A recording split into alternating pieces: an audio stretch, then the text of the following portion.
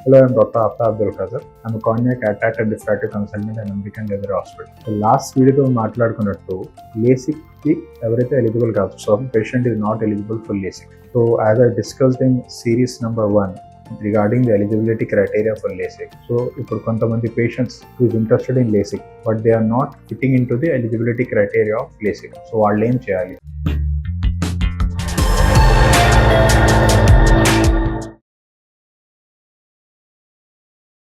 వాళ్ళు కూడా గ్లాసెస్ నుంచి ఫ్రీడమ్ కావాలనుకుంటారు, విముక్తి కావాలనుకుంటారు.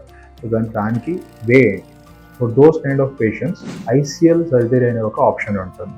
So poor patients who are not eligible for LASIK వాళ్ళు ICL సర్జరీ ద్వారా గ్లాసెస్ నుంచి విముక్తి అని పొందొచ్చు.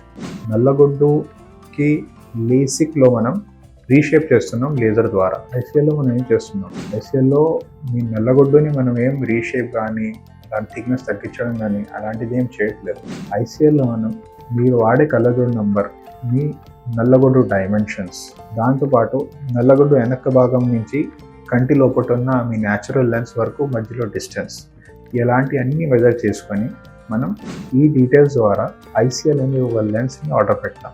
సో ICL అనే ఒక లెన్స్ మీ అక్యురేట్గా పవర్ డైమెన్షన్ బట్టి కంపెనీ ప్రిపేర్ చేసి తయారు చేసి ఆన్ ఆర్డర్ మనకి ICL ఇస్తారు. సో ICL లెన్స్ని మీ నల్లగొడ్డు కింద అంటే కంటి లోపల మనం ఒక చిన్న చీర అంటే నల్లగొడ్డు ఈ భాగంలో ఒక చిన్న రంధ్రం ఒక 2.8 mm ఇన్సిజన్ చేసి బ్లేడ్ ద్వారా ఆ లెన్స్ని ICLని మనం ఇంప్లాంట్ చేస్తున్నాం. ICLని మీ కంటి పాప ఉంటుంది కదా, ఆ కంటి పాప కింద భాగంలో దాని సపోర్టింగ్ హ్యాప్టిక్స్ని మనం టక్ చేసి అక్కడ ఇంప్లాంట్ చేస్తాం. సో ICL వాడడం వల్ల మీ నంబర్ 0 అయిపోతుందా? చేయడం వల్ల ఖచ్చితంగా ICL వల్ల మీ కళ్ళజోడు నంబర్ అనేది కంప్లీట్గా మీకు మీ నంబర్ 0 అవుతుంది.